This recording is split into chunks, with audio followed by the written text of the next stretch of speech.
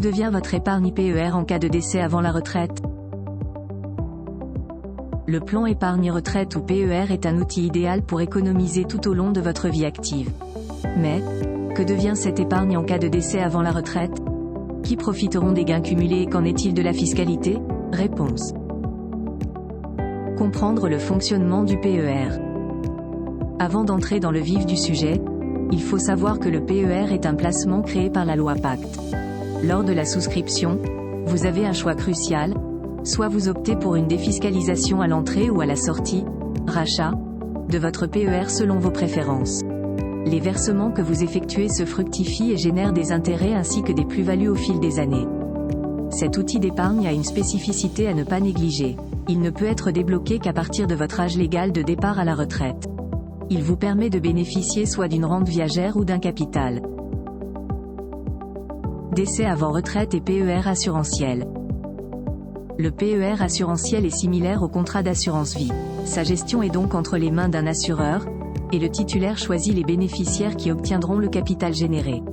En revanche, la fiscalité, elle, varie selon l'âge du décès du souscripteur. Si ce dernier tire sa révérence avant ses 70 ans, chaque bénéficiaire profite d'un abattement de 152 500 €. À cela s'ajoutent les 100 000 € d'abattement avant le barème progressif. Le taux de prélèvement augmente ensuite en fonction du montant de part taxable. Si le décès survient après 70 ans, l'abattement s'élève à seulement 30 500 € pour l'ensemble des bénéficiaires.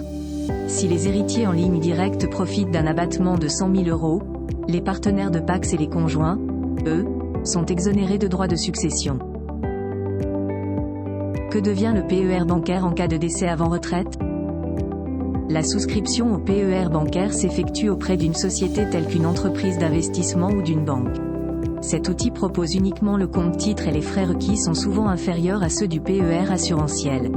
Contrairement à ce dernier, il fait partie de l'actif successoral du titulaire décédé et est alors transmis directement aux héritiers. Le partenaire pacsé ou l'époux jouit d'une exonération totale de droits de succession. Les descendants et les ascendants de la première lignée, quant à eux, bénéficient d'un abattement à hauteur 100 000 € contre 1 594 € pour les petits-enfants et arrière-petits-enfants. À noter que ces derniers sont concernés uniquement si les descendants directs meurent avant l'organisation de succession du défunt. Enfin, les frères, les sœurs, les neveux et les nièces, eux aussi peuvent profiter d'un abattement. Idem pour les héritiers handicapés. Les droits de succession sont appliqués sur la part de chacun. Le taux d'imposition soumis par tranche peut aller entre 5 à 45%.